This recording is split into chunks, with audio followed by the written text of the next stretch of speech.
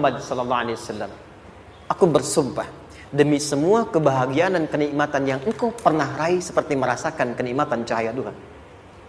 Dan mungkin persoalan hidup yang pelik yang membuat engkau merasakan kesulitan seakan-akan merasa di suasana gelap yang gulita. Ma wadda'aka rabbuka wa ma qala. Tanamkan dalam jiwamu yang paling dalam, aku tidak akan pernah meninggalkan. Oke. Ini materinya dahsyat ya. Penting sekali, saking pentingnya ini cepat habis tuh. Bismillah. Sekali lagi. Jazakallah khair. Ya, kelihatan ya. Baik, yuk pelan-pelan. Jadi turunnya surah Ad-Duha dan surah Al-Insyirah, hikmahnya satu atau fungsinya satu, memberikan petunjuk bagaimana mengatasi satu persoalan sesulit apapun, tapi masih dapat menghadapinya dengan keadaan yang tenang. Satu surah ini atau dua surah ini diturunkan untuk membimbing setiap hamba menuju kepada ketenangan hati. Dua, membangun kekuatan mental sehingga dalam situasi apapun dia tetap kuat mengatasi berbagai persoalan kehidupan. Nanti terapannya banyak, di bisnis ada. Nanti saya turunkan contohnya. Kadang-kadang ikut tender sudah bagus, sudah menang, tapi proyeknya diambil orang. Ada yang begitu? Nanti ada ayatnya, ada. Nanti kita turunkan. Udah siap-siap, kan pengen melamar, ternyata keduluan orang, gitu kan? Udah siap-siap, pengen dapat ini, mau lulus, ternyata nilainya nggak seperti yang diharapkan. Muncul, ada, selalu ada demikian. Nanti kompleksitasnya banyak. Tapi dua surah ini, kalau kita bisa kuasai artinya dengan baik, pahami dengan benar, maka akan ada sesuatu yang beda yang terasa dalam jiwa kita dan kesiapan mengatasi setiap persoalan dalam kehidupan. Yuk kita baca dulu ya, supaya dapat keberkahannya dari dua surah ini. Saya bacakan, Anda ikuti ya. A'udzu billahi minasy syaithanir rajim.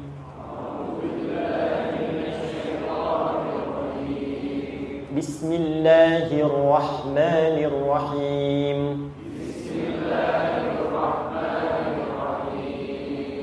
Wadduha والليل إذا سجى ما ودعك ربك وما قلى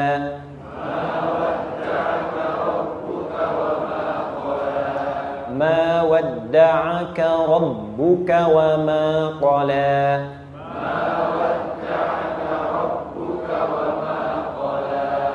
وللآخرة خير لك من الأولى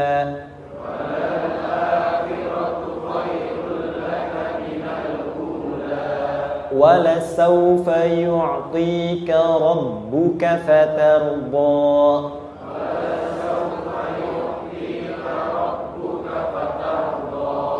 ألم يجدك يتيما فآوى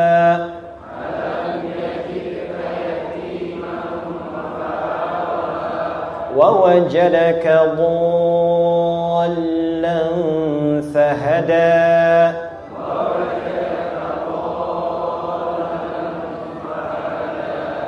ووجدك عائلا فأغنى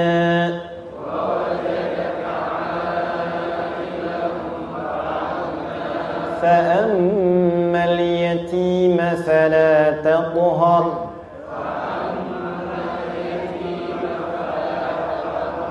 وأما السائل فلا تنهر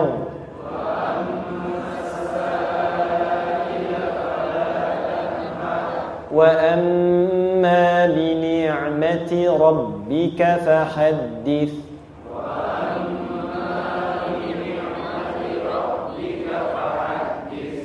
Satu surah dua, alhamdulillah. Izin saya bacakan tadi untuk diikuti supaya setidaknya kalau kita pulang dan ditanya bagaimana hidupmu engkau jalani, seperti apa engkau berinteraksi dengan Quran yang telah aku turunkan, maka kita pernah menjawab, ya Allah kami pernah bacakan itu. Jangan pernah kita berkehidupan sampai wafat dan tidak pernah berinteraksi dengan Quran walaupun sekedar membacanya. Wadduha, aku bersumpah. Setiap huruf waw yang berada di awal kalimat di satu surah, itu makna utamanya berarti sumpah. Ya, qasam, sumpah. Seringkali diartikan demi, ya. Wal asri, demi masa. Wal fajri, demi waktu fajar. Wal laili, demi malam. Intinya sumpah. Sebentar, pelan-pelan. Kalau Allah menyampaikan sesuatu kepada kita, yakin tidak? Saya ulang, yakin tidak? Serius? Hah? Kalau yakin, kenapa tidak dilakukan? Ya, itu pertanyaan besar, ya. Baik. Kalau Allah menyampaikan, tidak bersumpah pun, harusnya kita yakin. Tapi kalau Allah bersumpah, dalam kaidah ilmu tafsir, berarti ada sesuatu yang sangat penting, yang saking pentingnya akan sangat dibutuhkan oleh setiap hamba, sehingga diminta setiap hamba itu fokus menyimak apa yang mau disampaikan. Bahkan saking pentingnya menyimak itu, Allah bersumpah. Jelas? Kalau teman-teman menemukan di Quran ada ayat dibuka dengan sumpah, berarti ada kasih Allah yang tinggi yang akan disampaikan di ayat itu sampai meminta kita fokus untuk menyimaknya. Ad-duha, untuk memudahkan maknanya, teman-teman, kalau waktu duha itu jam berapa ya? Oke, sebetulnya dimulai sejak matahari itu mulai naik, yang memantulkan, ya, atau menyinari cahayanya itu mulai terasa lembut. Ya, kalau misalnya kita ambil 1,5 jam setelah subuh. Sekarang subuh 4:30 lah, taruhlah 4:30 ya. 1,5 jam berarti jam 6 kan? Nah, itu awal duha tuh. Awal duha. Sampai ke pertengahan kurang lebih 9:30, jam 10. Akhir duha jam 11 sampai menjelang ke zuhur. Awal duhanya disebut dengan syuruk namanya. Syuruk. Jadi syuruk itu awal duha. Kalau sudah jam 6 ada cahaya matahari ya. Enak gak ke tubuh kita itu? Nyaman gak? Jam 8 enak gak kalau berjemur ya? Jam 9 enak ya? Nah, ini kata kiasan dalam bahasa Arab. Kalau kita merasakan sesuatu yang enak, nyaman, memberikan manfaat yang banyak, itu orang Arab sering memberikan kiasan dengan waktu-waktu tertentu. Di antaranya duha. Jadi kalau kita menemukan kalimat duha, jangan langsung diartikan ke waktu duhanya. Boleh jadi yang diinginkan adalah makna di balik itu, yaitu semua kenikmatan dan kenyamanan yang didapatkan. Cara mengartikan ini, wadduha, aku bersumpah, kata Allah, ya Muhammad, demi semua kenikmatan yang kau rasakan dalam hidup, seperti engkau merasakan kenikmatan cahaya duha itu. Jelas? Wal laili idza saja, dan aku bersumpah, al-lail, lail itu apa? Malam. Baik, lail turunannya, layali jamaknya, lela, lili, lala, itu malam. Jadi kalau ada ibu leli, ibu malam-malam ya.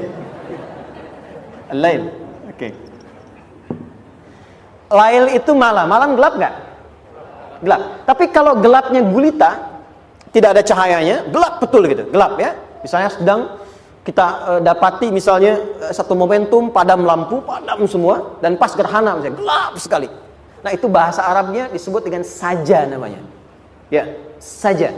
Wal laili idza saja. Dan malam apabila telah gulita, zaman Nabi kan gak ada lampu ya, belum ada PLN ya, dan seterusnya, jadi gelapnya betul-betul gelap. Saya mau tanya sebentar, biasanya kalau situasi gelap itu mudah gak menemukan benda tertentu? Melangkah mudah atau sulit? Tidak mudah untuk dilakukan kan? Dalam bahasa Arab, kalau kita ingin mengungkapkan satu kegamangan yang luar biasa, sampai kita merasakan gelap dan sulit melangkah, bukan hanya karena nggak ada cahaya, mungkin karena ada pekerjaan tertentu yang menyulitkan, masalah tertentu yang menyulitkan, sehingga merasa seakan-akan kita tuh gelap. Makan nggak enak, melangkah susah. Pernah nggak merasakan situasi yang saking beratnya satu beban itu seakan-akan makan nggak mau, melangkahnya berat, ada vertigo, kadang-kadang pusing. Pernah merasakan itu? Itu bahasa Arabnya, wal laili idza saja. Perhatikan kalimatnya, ya Muhammad sallallahu alaihi wasallam, aku bersumpah demi semua kebahagiaan dan kenikmatan yang engkau pernah raih, seperti merasakan kenikmatan cahaya duha. Dan mungkin persoalan hidup yang pelik yang membuat engkau merasakan kesulitan, seakan-akan merasa di suasana gelap yang gulita. Ma wadda'aka rabbuka wa ma qala. tanamkan dalam jiwamu yang paling dalam, aku tidak akan pernah meninggalkanmu. Ada suami pulang dari pekerjaan, mendapati istri sedang termenung dan mengalir air matanya. Tiba-tiba suaminya datang mengatakan, hangat sekali pada istrinya, di sampingnya membelainya dan mengatakan, "Ma, demi semua suka yang pernah kita lalui bersama, dan demi duka yang mengalirkan air matamu saat ini pun, tanamkan dalam hatimu yang paling dalam, Papa akan selalu bersama Mama dalam setiap situasi itu." Kira-kira para ibu merasakan itu bagaimana perasaannya? Masa sih? Tapi itu menarik loh. Menarik ya. Jadi kalau teman-teman ngaji surat Yusuf, di surat Yusuf itu laki-laki diilustrasikan dengan matahari, perempuan diilustrasikan dengan rembulan. Ya, inni ra'aitu ahada asyara kaukaba wasyamsa wal qamara ra'aituhum li sajidin. Ayah, aku melihat bulan dan matahari serta 11 gemintang sujud hormat kepadaku. Jadi matahari diartikan itu sebagai laki-laki, suami, ayah. Kenapa disebut matahari? Diilustrasikannya, matahari itu kan menyengat dengan kuat. Kalau kita menjemur, mengeringkan pakaian, melindungi. Tipikal suami itu melindungi. Ada yang ganggu istri, sengat dengan kuat. Ada air mata yang mengalir, hei, keringkan itu sehingga tidak larut air mata mengalir di pipinya. Itu matahari. Sebaliknya rembulan. Rembulan itu kan enak dipandang, bukan bulannya ya. Bukan bulannya. Kalau bulannya kan desainnya nggak sempurna, baik terlihat. Tapi cahaya rembulannya tampil dengan indah, tampil dengan baik, enak dipandang, menenangkan, dan tidak tertukar. Jangan sampai ada istri jadi matahari, suami jadi rembulan. Jelas ya? Dengan kekuatan bulan aku menghukummu, ya kan? Itu salah. Oke. Tahan sampai sini, tahan. Lihat baik-baik. Saya berhenti sampai sini dulu. Kalau di Quran ada ayat menyebutkan, tidak spesifik orang yang disebutkan dan kapan kejadiannya, maka peristiwa itu akan terjadi dan dialami oleh kemungkinan generasi berbeda di setiap masa dengan tokoh berbeda tapi perasaan yang serupa. Sebaliknya, kalau disebutkan namanya, jelas identitasnya, kapan kejadiannya, maka peristiwa itu hanya akan menimpa orang tersebut dan tidak akan dialami lagi orang lain setelahnya. Saya tanya dulu yang akhwat, yang perempuan, kenal Maryam? Kenal, bagus. Kenal di mana? Maryam anaknya Imran, mengandung, melahirkan Isa alaihissalam, Yesus Mesias, tanpa disentuh laki-laki manapun. Dan di Quran identitasnya disebutkan langsung, Maryam binti Imran, wa Maryam ibnata Imran. Ini menunjukkan kesan bahwa yang mengandung dan melahirkan tanpa disentuh laki-laki manapun, itu hanya Maryam anaknya Imran. Ingat ya, mengandung, melahirkan tanpa disentuh laki-laki manapun. Bukan mengandung, melahirkan tanpa suami, kalau itu banyak dia. Ya, mengandung, melahirkan tanpa disentuh laki-laki manapun. Hanya Maryam binti Imran. Tapi kalau nggak disebutkan siapa orangnya, kapan kejadiannya, tidak detail disebutkan, ini artinya situasi itu akan dialami kembali oleh orang di masa depan dengan generasi yang berbeda, tapi substansi yang sama. Pertanyaannya, pernahkah kita mengalami situasi yang sulit sampai seakan merasa gelap? Nah, baik, maka adab yang pertama, jika mengalami situasi seberat apapun dalam berkehidupan, maka dekati Allah Subhanahu wa ta'ala. Ini awalnya, dekati Allah. Apalagi kalau ada yang mengatakan ini nggak mungkin, ini nggak akan terjadi, ini nggak bisa. Kalau sudah ada tanda seperti itu tanda langsung dari Allah, supaya Anda diminta langsung mendekat kepada Allah dan tinggalkan semua makhluk. Karena Allah hanya akan mengabulkan langsung kepada Anda tanpa perantara siapapun. Itu yang terjadi pada Nabi Zakaria. Ini nggak mungkin, ini mustahil.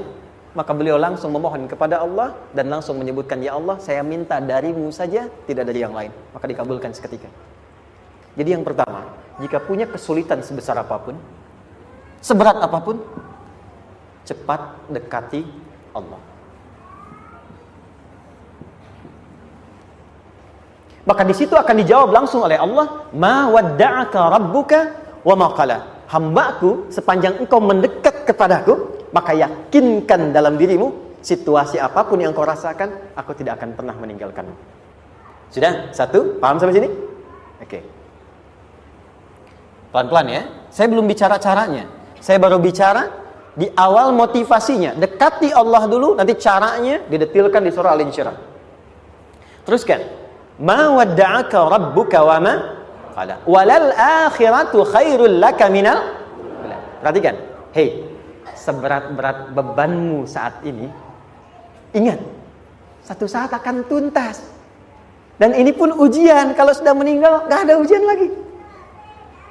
Dan nanti kehidupan yang sekarang, apapun yang kau pertentangkan, perdebatkan, perselisihkan, itu semua akan ditinggalkan. Jadi ternyata Allah mengungkap hakikat kehidupan dunia. Apapun yang diperselisihkan, tuh unik ya. Orang berselisih pada yang akan ditinggalkan. Aneh nggak? Ada orang berebut makanan, ya kan? Rebutan sampai berkelahi dan sebagainya. Pada akhirnya, makanan yang diperebutkan itu pun akan ditinggalkan. Yang ini meninggal, itu meninggal. Jadi memperebutkan sesuatu yang pada akhirnya akan berakhir.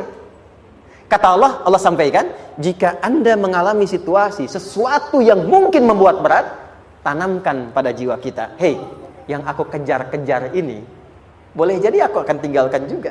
Kenapa aku harus menangisi dan larut pada sesuatu yang tidak abadi? Maka Allah hibur kita dengan mengatakan, kamu tenangkan diri dulu. Semua yang kamu pikirkan sampai membuat kamu berat begini, pada akhirnya kamu tinggalkan. Dan yang abadi itu akhirat. Walal akhiratu khairul laka minal. Dua, pelan-pelan sikapi setiap masalah dengan proporsional. Jangan terlalu larut dalam sesuatu. Dapat job satu, pengen, dah siap, kontraknya besar, tiba-tiba hilang. Dipikirin, Anda mikirkan itu pun gak akan balik. Proporsional aja dulu. Ya, nanti caranya akan turun nanti di Al-Insyirah. Tenangkan diri dulu. Prasangka baik kepada Allah Subhanahu wa taala. Boleh jadi apa yang Allah ingin berikan sebagai pendahuluan sekarang belum sampai kepada kita karena Allah menyiapkan yang lebih baik di balik itu. Kita belum tahu ada apa di balik itu sehingga kita tidak dapatkan itu. Sehingga kemudian Allah katakan walal akhiratu khairul laka minal ula. Teruskan. Wala saufa yu'tika rabbuka. Pelan-pelan. Orang yang punya sikap seperti ini itu cenderung lebih dekat mendapatkan ridha Allah dibandingkan dengan orang-orang yang larut dalam kesulitan. Orang yang move on dengan setiap persoalan dalam kehidupan, cepat berpikir secara proporsional, tidak menggantungkan hidupnya pada persoalan tertentu sehingga membuat dia menjadi beban, itu lebih mendekatkan dirinya kepada ridha Allah dibandingkan dengan orang yang meratapi persoalan hidupnya. Ya. Pelan-pelan. Jadi spiritnya, kalau punya masalah apapun, jangan dilarutin terus. Gak usah diratapi, cepat move on. Berpikir lagi, rencanakan lagi. Nanti, detailnya ada di Al-Insyirah. Tapi poin besarnya, janji Allah mengatakan, kalau Anda bisa move on, proporsional, maka yang dijanjikan oleh Allah, di situ Allah percepat datangnya ridha Allah Subhanahu wa taala. Kalau ridha Allah sudah datang, maka akan dua yang diberikan. Pertama kali, ketenangan di dalam jiwa, dan yang kedua, kemampuan untuk berikhtiar lebih baik mencapai apa yang diinginkan. Satu, kalau ridha Allah sudah diberikan pada seorang hamba, yang pertama diberikan ketenangan dalam jiwa. Bukan dunianya dulu. Bukan apa yang Anda ingin harapkan dulu. Pengen sesuatu, ya, pengen materi, pengen kedudukan, pengen lulus anaknya ujian, ya kan? Tiba-tiba terjadi sesuatu, diratapin, alih-alih meratap, alih-alih membuat status, alih-alih menyulitkan diri, kata Allah, terima dulu proporsional.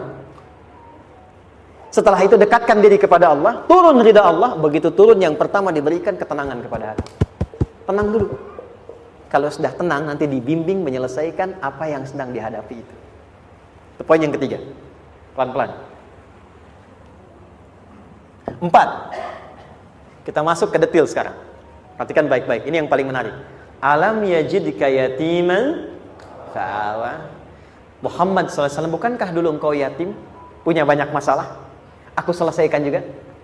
Ayahmu meninggal sebelum lahir, ada ibu. Ibu meninggal, ada kakek. Kakek meninggal, ada paman. Ya kan?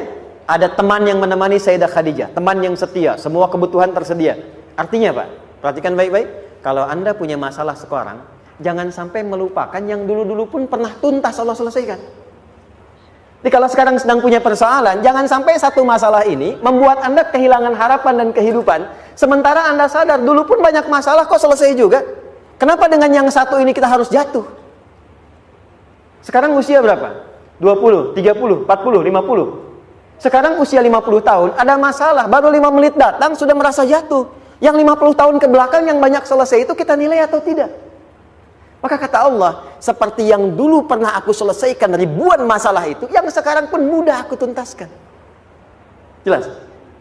Nah, secara psikologi, orang-orang yang selalu bertindak seperti itu akan selalu punya harapan lebih tinggi untuk menyelesaikan persoalannya.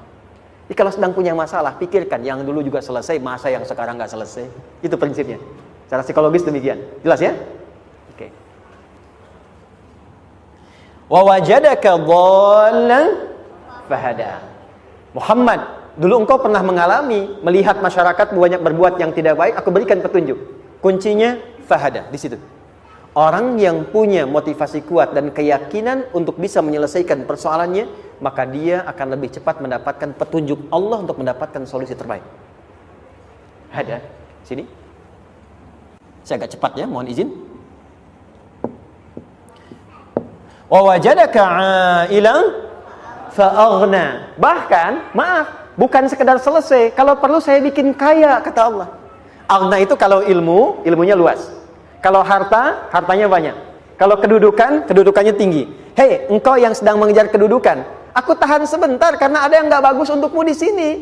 Tapi kalau kamu terima, aku angkat itu lebih daripada apa yang kamu harapkan. Kamu pengennya bintang 2, aku naikkan sampai bintang 4. Kalau perlu 5 sekalian. Hei, kamu yang ingin kampus di sini, aku tahan. Bahasa kamu nggak lulus, kamu nangis, kamu mengadu, kamu datang pada orang tuamu. Orang tua mulai protes, mulai curhat macam-macam. Terima dulu. Mungkin di sini ada yang tidak baik seperti doa ibumu yang sering memohon, ya Allah, jangan sampai anakku berbuat yang salah, jangan sampai terjebak narkoba, jangan sampai terbawa tawuran. Di sini ada yang kurang tepat untukmu. Kalau kamu ridha, kamu terima, kamu proporsional, bahkan aku pindahkan ke kampus yang lebih baik yang tidak kamu bayangkan sebelumnya. Di orang-orang yang selalu menerima apa yang Allah ujikan dan ridha dengan itu, maka Allah akan angkat derajatnya bahkan melebihi ekspektasi dirinya. Paham? Kalau sudah seperti itu, maka lihat ujung ayatnya. Lihat ujung ayatnya. Fa ammal yatima fala taqhar. Hei, maka jangan pelit, berbagi kepada orang lain. Share. Kalau sudah sukses, share. Berbagi, bukan hanya materi, bagi ilmunya, ya. Bagi kebahagiaannya. Wa ammas sa'ila fala tanhar. Jangan sampai nunggu orang minta. Kalau lihat ada kawan yang butuh, sekarang Anda sukses. Tapi boleh jadi kesuksesan Anda itu tangganya dari teman-teman Anda. Kalau sudah teraih ke atas, lihat lagi anak tangganya ke bawah. Ajak teman, jangan ditunggu minta. Ajak, bawa dia, berikan peluang. Jangan sampai dia minta, apalagi Anda bentak-bentak. Aku kan yang dulu bantu kamu. Jangan sampai keluar kata-kata itu. Kamu bisa naik di atas karena aku kan yang dulu bantu kamu. Kamu bisa jadi pemeran utama karena aku yang rekomendasikan. Karena aku yang dorong kamu, misal. Jangan sampai keluar kata-kata itu. Apalagi langsung keluar, tidak. Ini karena ilmuku saja misalnya. Kalau itu bisa dilakukan dengan baik. Lihat ujungnya. Wa amma bi ni'mati rabbika fahaddits. Maka semua nikmat yang dirasakan akan mudah untuk diimplementasikan dan disyukuri. Jadi semua nikmat itu bukan cuma dirasakan. Jadi membagi semua nikmat itu adalah rasa terbaik untuk menikmatinya. Maaf ya, Anda kalau punya makanan, dimakan sendiri. Dengan dibagi sama-sama, kira-kira rasa nyamannya yang pertama atau yang kedua? Kedua. Makan sendiri, enaknya sendiri kan? Tapi ketika ada teman berbagi dan tahu, oh enak ya, nyaman ya, ada kebahagiaan, ada ngobrol, ada tertawa, ada kebersamaan, itulah inti nikmat yang sesungguhnya. Wa amma bi ni'mati rabbika. Ternyata masalah yang diberikan bukan ingin memberikan beban, tapi ujungnya, endingnya supaya Anda bisa mendapatkan nikmat berkualitas yang bisa dibagi. Lihat surat Ad-Duha itu jangan cuma lihat awalnya, lihat ujungnya. Ternyata ketika seseorang mendapat masalah seberat apapun, itu bukan ingin membebani, tapi ingin meningkatkan kualitas hidupnya supaya mendapatkan nikmat yang lebih besar dan merasakan nikmatnya itu dengan berbagi. Itu poinnya. Jadi kalau sampai sini kita paham dan kita beri nama misalnya dengan fikih ujian. Jadi kalau desain ujian ini sistematikanya kita pahami, maka tidak ada alasan untuk mengeluhkan persoalan. Jadi melihat masalah itu bukan sebagai beban, pada akhirnya melihatnya sebagai tangga untuk mencapai kebahagiaan. Jelas sampai sini? Baik, kalau sudah seperti ini, ingin punya masalah atau tidak ingin punya masalah? Tidak. Ingat ya, jadi kalau anak pulang bawa masalah, dilihatnya jangan beban. Oh, Allah ingin menaikkan kualitas pada anak saya, yang dengan itu menjadikan ia mendapatkan nikmat yang belum pernah didapati. Kalau rumah tangga sedang ada masalah, jangan banyak diperseterukan, tapi direnungkan sejenak. Oh, Allah ingin meningkatkan kualitas rumah tangga ini, sehingga kita bisa mendapatkan nikmat yang tidak pernah didapati sebelumnya. Makanya nikmat berumah tangga itu yang terbesar selalu bertambah ketika menyelesaikan masalah. Silahkan cek. Kalau sedang ada masalah berseteru kan, tapi setelah selesai kan jadi lebih nikmat ya. Ya, lebih senang lagi, lebih cair lagi, lebih bahagia lagi, lebih mendukung lagi. Ternyata ada nilai-nilai kebaikan yang tersimpan yang belum disadari sepenuhnya. Pertanyaannya, kadang-kadang mudah diucapkan tapi tidak mudah mempraktekkan. Bagaimana itu semua bisa ditempuh dengan baik sehingga ketika mengalaminya kita bisa tenang menghadapinya. Maka turunlah surah Al-Insyirah. Saya cepat.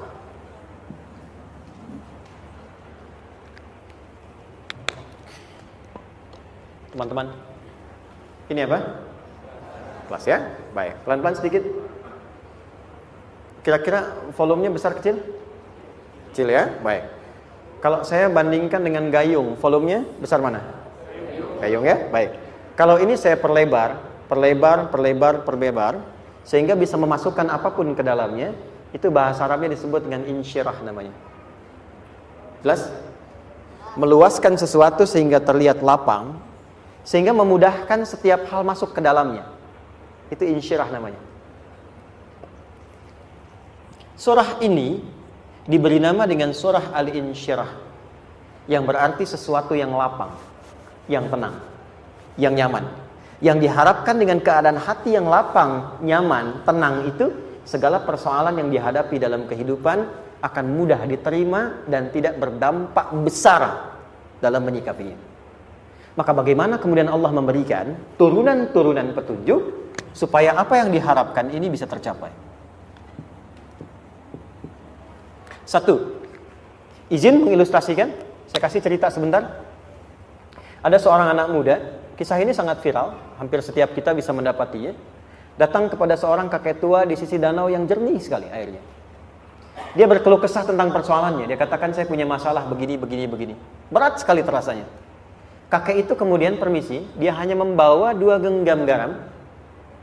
Kemudian beliau bawa 1 gelas, ilustrasinya seperti ini. Dimasukkanlah kemudian garam itu ke gelas itu. Lalu diambil 1 gelas air yang jernih tadi dengan garam segenggam. Kata beliau, minum. Pemuda itu mengatakan, wah asin, minum aja dulu. Lalu ketika diminum, langsung ditumpahkan. Dia muntahkan, asin katanya.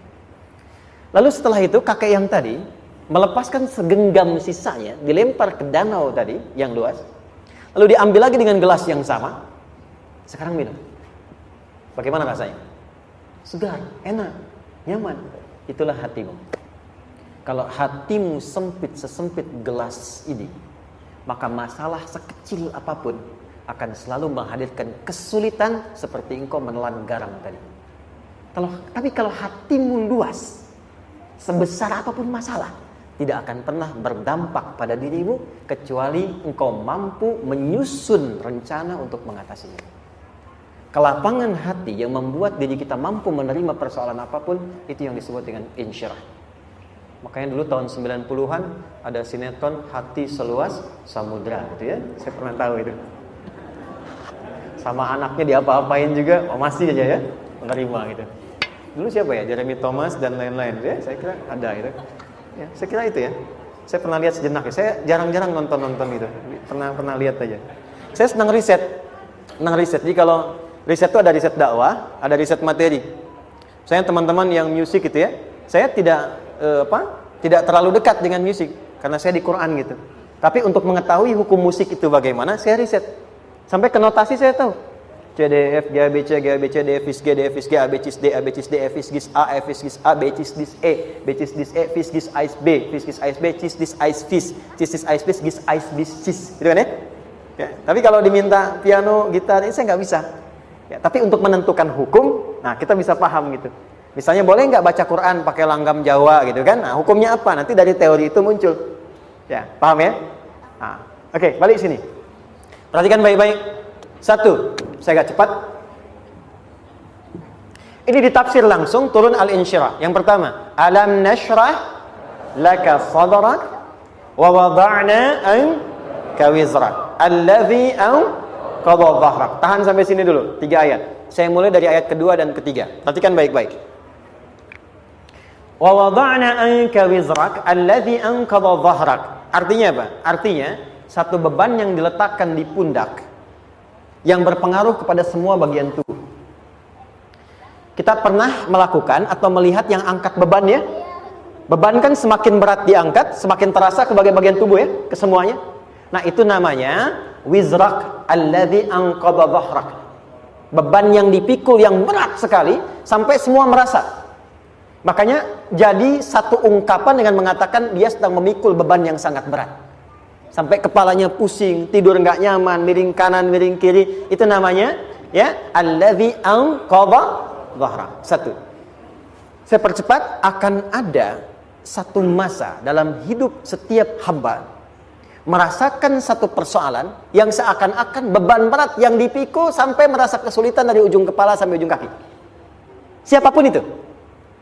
Jujur ya, setiap kita tanyakan pada diri sendiri. Setiap kita yang ada di sini, saya yakin pasti pernah atau bahkan akan mengalami satu peristiwa yang merasakan beban berat sampai seakan-akan ujung kepala sampai ujung kaki merasakan sakitnya. Ada yang sudah mengalami atau bahkan nanti akan ada yang melalui. Perhatikan baik-baik. Teruskan ayatnya. Wa rafa'na laka. Perhatikan. Kalau ada yang sedang merasakan itu, yakinlah kata Allah, pada saat itu sesungguhnya Allah sedang mengangkat derajatnya dan meningkatkan kualitas hidupnya untuk mencapai sesuatu yang istimewa yang belum pernah diraihnya. Dari sini kita buat persamaan. Ujian. Perhatikan. Berbanding lurus dengan harapan. Banding lurus dengan solusi nanti pada akhirnya. Fokus. Lulus di sini, insya Allah setiap persoalan akan lebih mudah untuk diatasi. Ujian, seberat apapun yang sedang kita alami, tidak akan pernah diberikan kepada kita oleh Allah, kecuali ternyata hikmahnya untuk mengabulkan harapan-harapan besar yang sebetulnya kita mintakan.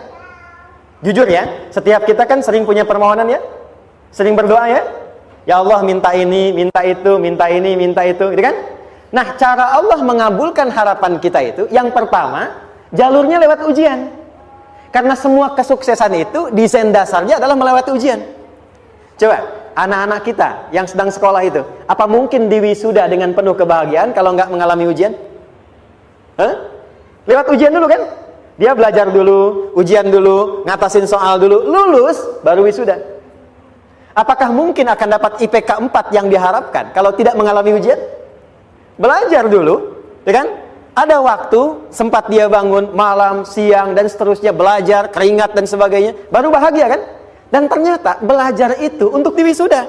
Sebab kalau kita tidak belajar, mustahil dapat wisuda. Kalau tidak lewat ujian, mustahil dapat ijazah. Karena ternyata harapan itu, hukum dasarnya dalam berkehidupan, bisa diraih dengan melewati ujian. Ini poinnya. Jadi mohon, kalau sedang mengalami sebuah peristiwa, dan kita harus menghadapi itu, coba renungkan. Sebetulnya pernah berdoa apa sampai kita mengalami itu, sehingga dengan jalan itulah sebetulnya Allah ingin mengabulkan harapan yang dulu pernah kita mintakan. Jelas? Oke, satu.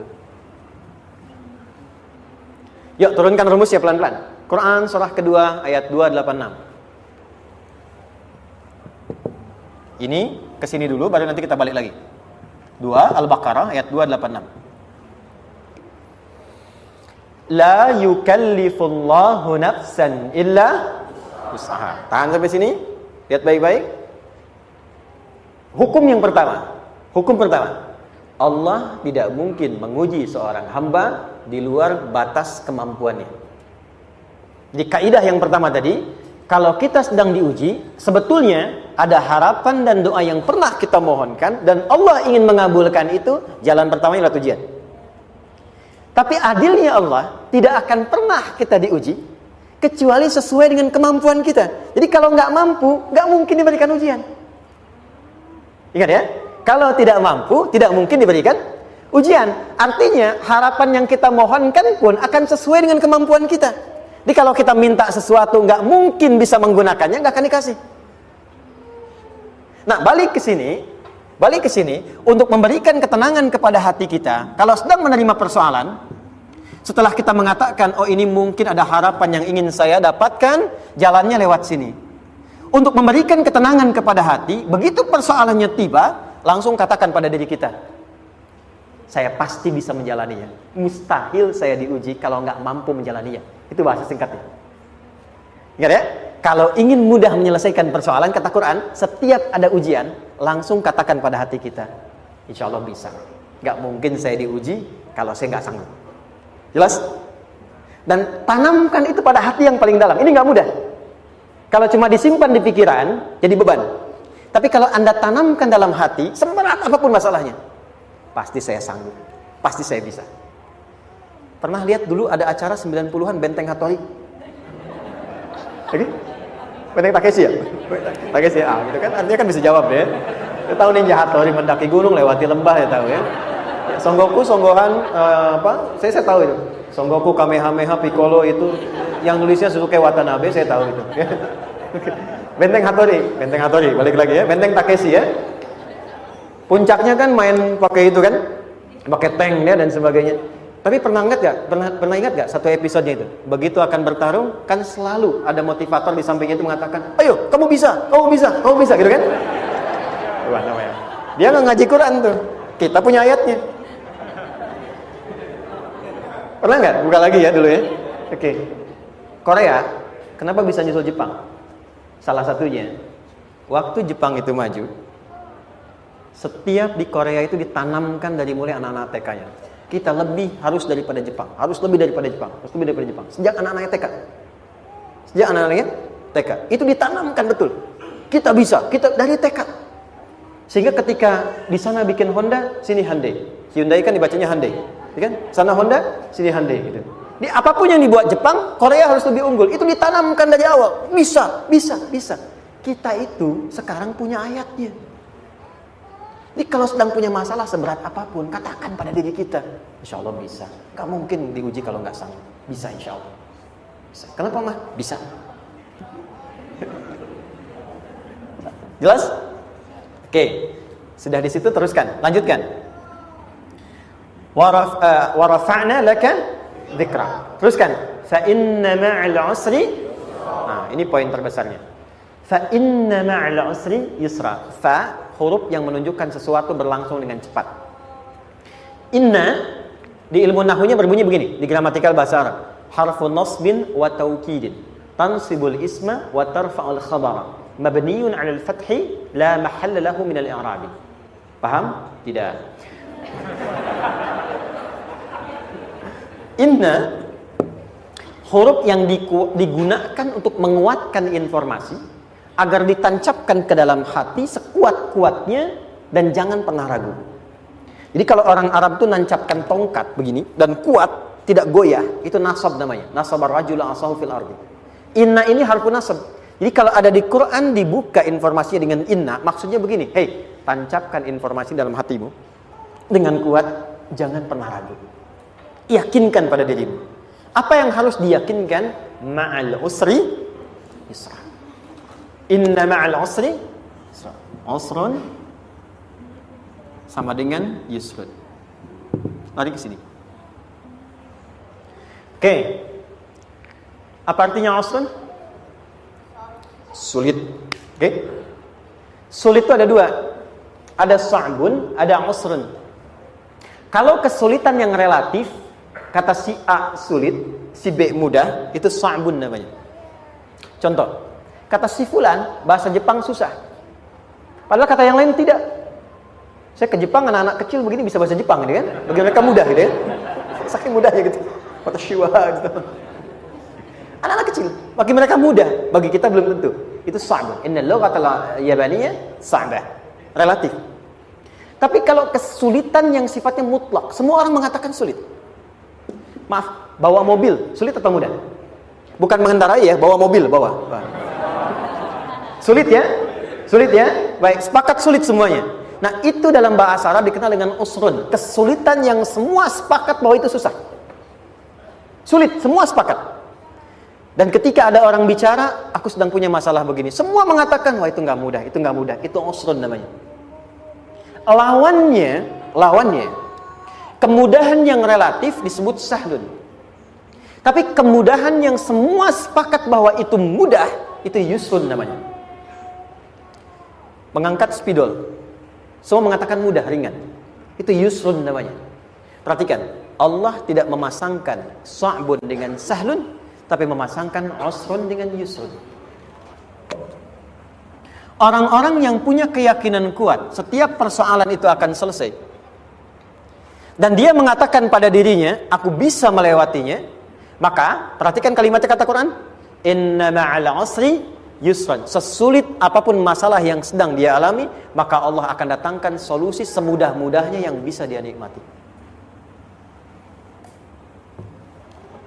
Dengan kata lain, kalau kita bawa ke bahasa psikologi, kalau sedang menghadapi persoalan seberat apapun, selain kita mengatakan, ini pasti bisa saya lalui, saya insya Allah sanggup mengatasinya, katakan pada diri kita, ini pasti selesai. Pasti ada solusinya, pasti mudah. Katakan, walaupun memang solusinya belum datang, tapi tenangkan pada diri kita dengan mengatakan, inna ma'al usri yusra. Bahasa psikologinya, katakan pada diri kita, ini pasti selesai. Gak mungkin gak selesai, pasti ada solusinya, pasti mudah. Itu lebih memberikan harapan pada diri kita untuk menuntaskan persoalan dibandingkan dengan meratapinya. Jelas? Teruskan. Fa inna ma'al usri. Kalau masih ragu kata Allah, katakan lagi sekali lagi. Sampai hati kita merasa nyaman. Jadi kalau sedang punya persoalan seberat apapun, tanamkan pada diri kita, pasti selesai. Belum nampak, insya Allah pasti selesai. Gak mungkin diuji kalau gak ada solusi. Itu lebih memberikan harapan. Setelah itu, fa idza faraghta, mitigasi masalahnya, mitigasi persoalannya. Tuliskan, ini masalahnya apa? Rumah tangga, apa saja misalnya. Dia ada suami, ada istri, ada anak-anak. Masalah ada di mana? Kadang-kadang benangnya jadi kusut karena satu-satu nggak segera diselesaikan. Maka kata Al-Quran, fa'idha faraghta, satu-satu mitigasi dulu. Satu masalah di sini, lihat di suami, lihat di istri. Kalau pekerjaan, masalahnya apa? Sebelum bercabang kemana-mana, petakan. Apakah rekanannya? Apakah relasinya? Apakah kemampuannya? Apakah manajerialnya? Apakah marketingnya? Mitigasi, kotaki semua, selesaikan satu-satu. Setelah itu, apa yang dilakukan? Wa ila rabbika, tawakal sepenuhnya kepada Allah untuk menentukan hasilnya. Tawakal itu yang paling mahal.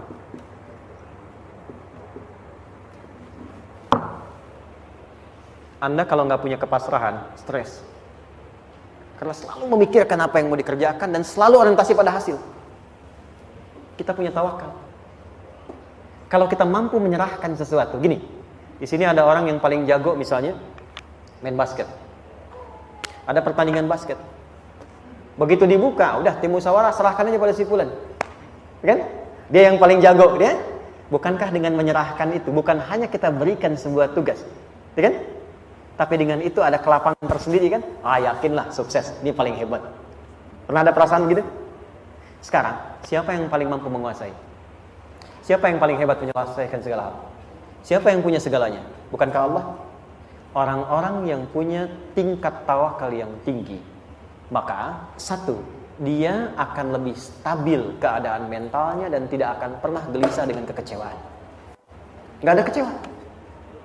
Karena tawakal itu kalau sudah kepasrahan pasti menerima hasil. Kalau sudah tawakal, terserah Allah tetapkan apa saja. Mau dapat sekarang, dapat besok, dapat nanti. Puncak yang paling tinggi, tugasmu hanya berikhtiar semampu yang bisa dilakukan. Selanjutnya, biarkan Allah menetapkan apa yang menjadi bagian dari maslahat kehidupan kita. Saya tutup. Cara Allah menjawab harapan kita ada 3. 1. Memberi langsung apa yang kita mintakan. 2, menunda itu sampai kita siap menerimanya. 3, mengganti apa yang kita inginkan dengan apa yang kita butuhkan. Saya ulang ya. 1, memberi langsung apa yang kita mohonkan. Misal, ya Allah, saya ingin A misalnya, anak saya pengen ke ITB. Tapi nggak mungkin tiba-tiba langsung masuk ITB kan?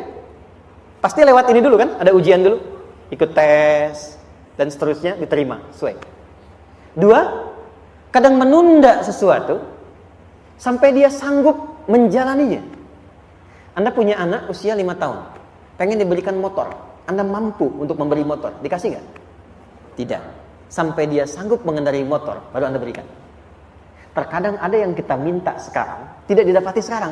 Tapi ternyata tahun depan kita dapat. Kita harus sadar bahwa anugerah yang kita dapatkan tahun depan itu sebetulnya adalah hasil doa kita di tahun ini. Pernah dengar nggak kisah viral? Nabi itu berdoa baru dikabulkan setahun setengah. Setahun 6 bulan. Padahal itu Nabi loh.